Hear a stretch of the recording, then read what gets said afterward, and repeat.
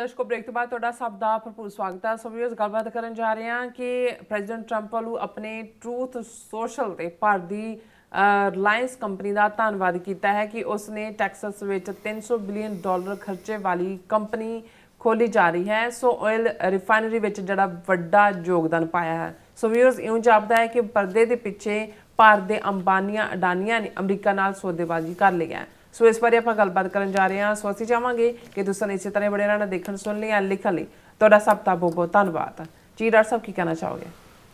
ਦੇਖੋ ਇਸ ਵੇਲੇ ਕਈ ਕੁਛ ਹੀ ਪਰਦੇ ਪਿੱਛੇ ਚੱਲ ਰਿਹਾ ਹੈ।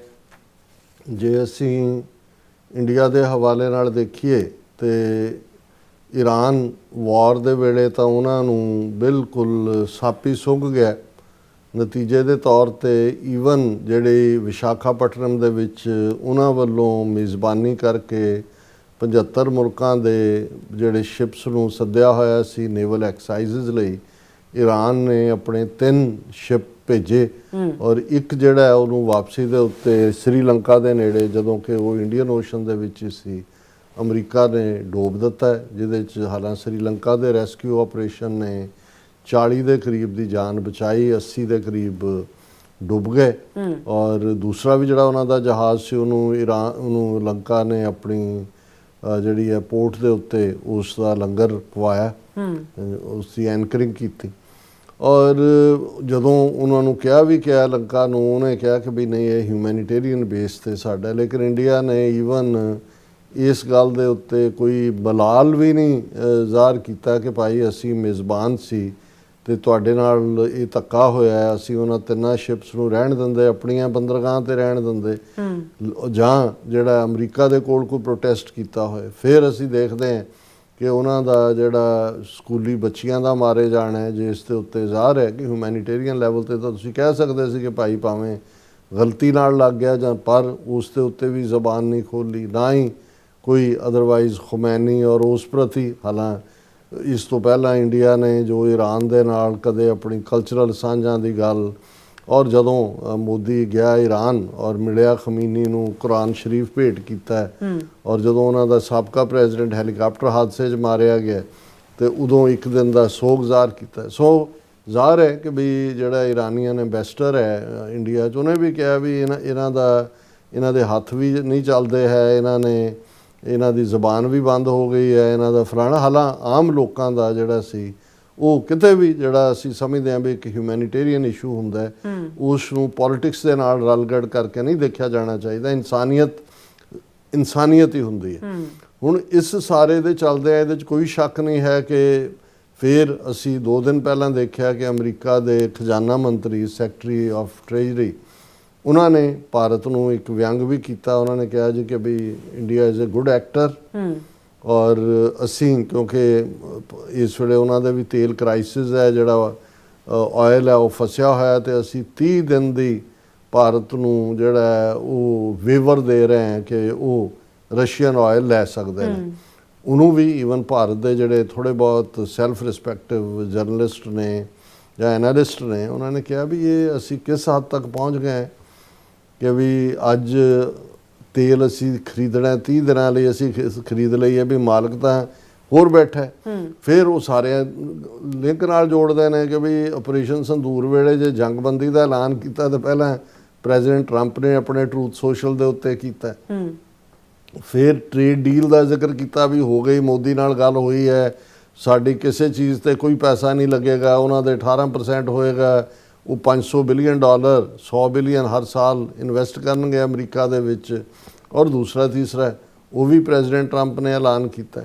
ਹੁਣ ਪਹਿਲਾਂ ਤਾਂ ਇਹ ਸੀ ਕਿ ਵੀ ਟ੍ਰੇਜਰੀ ਸੈਕਟਰੀ ਨੇ ਸ਼ਾਇਦ ਜਿਹੜਾ ਉਹ ਆਪਣੇ ਵੱਲੋਂ ਉਹ ਵਿਅੰਗ ਕੀਤਾ ਹੋਏ। ਅੱਜ ਵਾਈਟ ਹਾਊਸ ਦੀ ਪ੍ਰੈਸ ਸੈਕਟਰੀ ਬੀਬੀ ਨੇ ਬਰੀਫਿੰਗ 'ਚ ਕਿਹਾ, ਉਹਨਾਂ ਦੇ ਜਿਹੜਾ ਉਹ ਐਗਜ਼ੈਕਟ ਹੈ ਕਿ our allies in India have been good actors and have previously stopped buying sanctioned Russian oil. We have temporarily permitted them to accept Russian oil, White House press secretary. ਕਿ ਬਈ ਇਹ ਸਾਡੇ ਇੰਡੀਅਨ ਐਲਾਈ ਬੜੇ ਵਧੀਆ actor ਨੇ। ਹੁਣ ਇਹ ਕਿਸੇ ਨੂੰ ਕਹਿਣਾ ਯਾਰ ਤੂੰ ਐਕਟਰ ਬਹੁਤ ਵਧੀਆ ਹੈ, ਇਹਦਾ ਮਤਲਬ ਇਹ ਹੈ ਵੀ ਤੁਹਾਨੂੰ ਪਤਾ ਹੈ ਵੀ ਉਹ ਨੌਟੰਕੀ ਕਰ ਰਿਹਾ, ਕਿਸੇ ਵੇਲੇ ਕੁਝ ਵੀ ਕਰ ਸਕਦਾ। ਹੁਣ ਟ੍ਰੇਜਰੀ ਸੈਕਟਰੀ ਨੇ ਵੀ ਕਿਹਾ, ਅੱਜ ਵਾਈਟ ਹਾਊਸ ਦੀ ਸਪੋਕਸਪਰਸਨ ਬੀਬੀ ਨੇ ਵੀ ਕਿਹਾ ਕਿ ਵੀ ਗੁੱਡ ਐਕਟਰਸ ਨੇ, ਅਸੀਂ 30 ਦਿਨ ਦਾ ਦਿੱਤਾ ਹੈ। ਹੁਣ ਇਹਦਾ ਮਤਲਬ ਇਹ ਹੈ ਕਿ ਵੀ ਕਿਤੇ ਨਾ ਕਿਤੇ ਇੰਡੀਆ ਨੂੰ ਇਹ ਹੁਣ ਹੈ ਕੀ ਹੈ, ਅਮਰੀਕਾ ਕੋਲ ਹੈ ਇਹਦਾ ਕੋਈ ਇੰਡੀਆ ਐਜ਼ ਏ ਕੰਟਰੀ ਕੋਈ ਤਾਲੁਕ ਸ਼ਾਇਦ ਨਾ ਹੋਏ, ਪਰ ਇਹ ਮੋਦੀ ਦੀਆਂ ਵੀਕਨੈਸ, ਐਪਸਟੀਨ ਫਾਈਲਸ, 48 ਘੰਟੇ ਪਹਿਲਾਂ ਈਰਾਨ ਤੇ ਹਮਲੇ ਤੋਂ ਪਹਿਲਾਂ ਮੋਦੀ ਉੱਥੇ ਜਾ ਕੇ ਉਹਨਾਂ ਦੀ ਇਜ਼ਰਾਈਲ 'ਚ ਪਹੁੰਚ ਜਾਂਦਾ, ਨੈਤਨਯਾਹੂ ਨੂੰ ਵੱਡਾ ਭਰਾ ਕਹਿ ਰਿਹਾ, ਉਹਨਾਂ ਦੀ ਪਾਰਲੀਮੈਂਟ 'ਚ ਖਲੋ ਕੇ ਜਿਹੜਾ ਕਨੈਸਟ ਦੇ ਵਿੱਚ ਕਹਿ ਰਿਹਾ ਵੀ ਇੰਡੀਆ ਮਦਰਲੈਂਡ ਹੈ ਸਾਡਾ ਤੇ ਇਹ ਇਜ਼ਰਾਈਲ ਫਾਦਰਲੈਂਡ ਹੈ, ਕਿ ਵੀ ਇਹ ਸਾਡੀਆਂ ਤਹਿਜ਼ੀਬੀ ਸਾਂਝਾਂ ਹਜ਼ਾਰਾਂ ਸਾਲਾਂ ਦੀਆਂ ਨੇ। ਉਹੀ ਗੱਲਾਂ ਪਹਿਲਾਂ ਜਾ ਕੇ ਈਰਾਨ ਕਹਿੰਦਾ ਰਿਹਾ।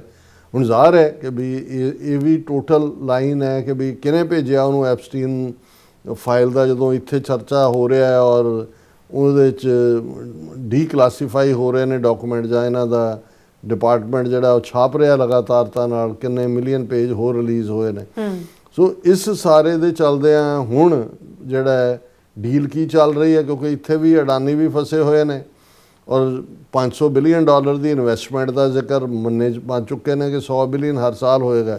ਹੁਣੇ ਜਦੋਂ ਅਸੀਂ ਸਟੂਡੀਓ ਦੇ ਵਿੱਚ ਪਹੁੰਚੇ ਔਰ ਇਹ ਖਬਰ ਜਿਹੜੀ ਉਹਨਾਂ ਦੇ ਰਾਇਟਰ ਨਿਊਜ਼ ਏਜੰਸੀ ਨੇ ਦਿੱਤੀ ਹੈ ਔਰ ਲੇਟੈਸਟ ਟਰੂਥ ਸੋਸ਼ਲ ਦੇ ਉੱਤੇ, ਜਦੋਂ ਕਿ ਐਨ ਈਰਾਨ ਦੇ ਨਾਲ ਗਹਿ ਗੱਚ ਲੜਾਈ ਚੱਲ ਰਹੀ, ਅੱਜ ਰਾਤ ਹੋਰ ਤੇਜ਼ੀ ਨਾਲ ਹੱਲੇ ਹੋਣਗੇ, ਐਨ ਇਸ ਦੇ ਵਿਚਕਾਰ ਪ੍ਰੈਜ਼ੀਡੈਂਟ ਟਰੰਪ ਆਪਣੇ ਟਰੂਥ ਸੋਸ਼ਲ ਦੇ ਉੱਤੇ ਐਲਾਨ ਕਰਦੇ ਨੇ, Trump announces opening of oil refinery in Texas, thanks India's reliance for tremendous investment.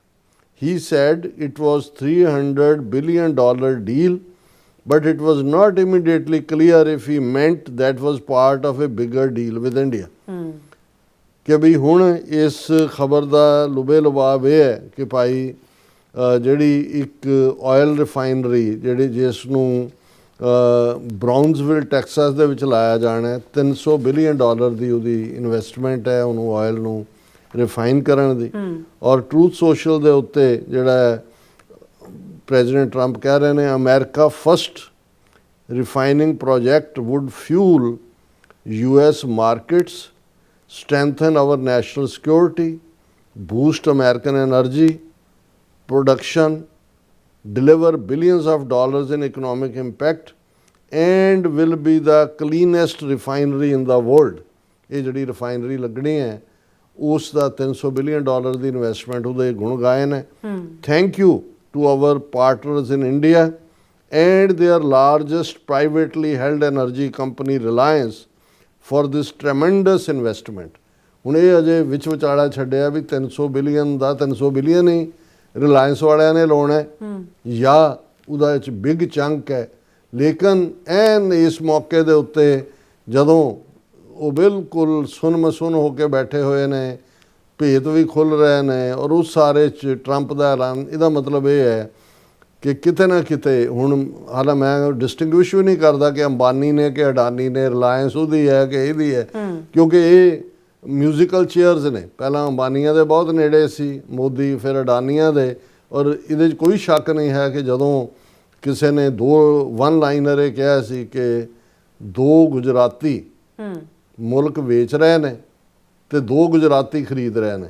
ਸੋ ਜ਼ਾਹਰ ਹੈ ਵੇਚ ਰਹੇ ਨੇ ਮੋਦੀ ਔਰ ਅਮਿਤ ਸ਼ਾਹ 2 ਗੁਜਰਾਤੀ, ਤੇ ਖਰੀਦ ਰਹੇ ਨੇ ਅੰਬਾਨੀ ਅਡਾਨੀ। ਇਹ ਸ਼ਾਇਦ ਅੰਬਾਨੀਆਂ ਦੀ ਹੈ ਰਿਲਾਇੰਸ ਕਿ ਕਿਹਦੀ ਹੈ, ਪਰ ਪ੍ਰੈਜ਼ੀਡੈਂਟ ਟਰੰਪ ਦਾ ਇਹ ਜਿਹੜਾ ਇਹ ਟਰੂਥ ਸੋਸ਼ਲ ਦੇ ਉੱਤੇ ਕਹਿਣਾ ਔਰ ਇਹ ਜਿਹੜਾ ਇਸ ਦੇ ਉੱਤੇ ਹੋਰ ਕੋਈ ਬਹੁਤੀਆਂ ਡਿਟੇਲਸ ਨਹੀਂ ਨੇ, ਔਰ ਇਹ ਐਲਾਨ ਬੜੇ ਢੋਲ ਢਮੱਕੇ ਦੇ ਨਾਲ ਉਹਨਾਂ ਨੇ ਕੀਤਾ ਕਿ ਭਾਈ ਦੁਨੀਆ ਦੀ ਸਭ ਤੋਂ ਵੱਡੀ ਰਿਫਾਈਨਰੀ, ਸਭ ਤੋਂ ਕਲੀਨ ਜਿਹੜਾ ਹੈ ਪਾਰਟ ਹੈ। ਸੋ ਇੱਧਰ ਅਮਰੀਕਾ ਦੇ ਅੱਗੇ ਪੂਰਾ ਨਤਮਸਤਕ ਹੋ ਕੇ ਕੋਈ ਨਾ ਕੋਈ ਡੀਲ ਹੋਈ ਲੱਗਦੀ ਹੈ, ਤੇ ਨਾਲ ਜਦੋਂ ਅਸੀਂ ਉਹਨਾਂ ਦੇ ਇੰਡੀਅਨ ਮੀਡੀਆ ਦੀ ਆਪਣੀ ਖਬਰ ਦੇਖਦੇ ਹਾਂ, India eases rules to allow Chinese investments to enter, sets ownership limits, ਕਿ ਜਿਹੜੀ 2020 ਗਲਵਾਨ ਤੋਂ ਬਾਅਦ ਚਾਈਨਾ ਦੀਆਂ ਕੰਪਨੀਆਂ 'ਤੇ ਪਾਬੰਦੀ ਸੀ ਕਿ ਉਹ ਇਨਵੈਸਟਮੈਂਟ ਨਹੀਂ ਕਰ ਸਕਦੇ ਭਾਰਤ ਦੇ ਵਿੱਚ, ਉਹ ਉਹਨਾਂ ਨੇ ਯੂਨੀਅਨ ਕੈਬਨਿਟ ਨੇ ਜਿਹੜਾ ਪ੍ਰੈਸ ਨੋਟ 'ਤੇ ਇਸ਼ੂ ਜਿਹੜਾ ਕੀਤਾ,